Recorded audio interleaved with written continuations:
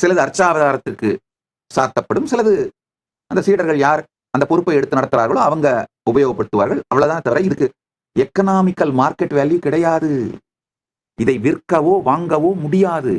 அதை நல்லா புரிஞ்சுக்கோங்க. ஏன்னா இதுல அந்த பக்தர்களோட சேக்ரட் சென்டிமெண்ட் கனெக்ட் ஆயிருக்கு, அசோசியேட் ஆயிருக்கு. அவர்களுடைய உணர்வும் கர்மமும் சேர்ந்து கனெக்ட் ஆயிருக்கு. நல்லா புரிஞ்சுக்கோங்க.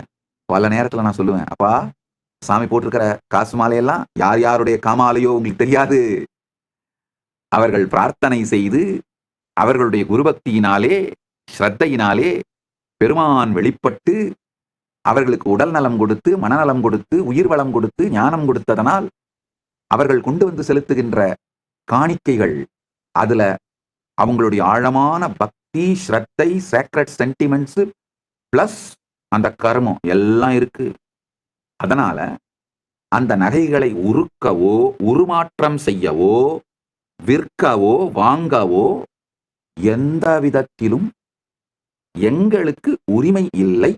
நாங்கள் அதை செய்ய மாட்டோம். கைலாயத்தோட விதியாக இதை வகுத்து வைத்து விட்டேன்.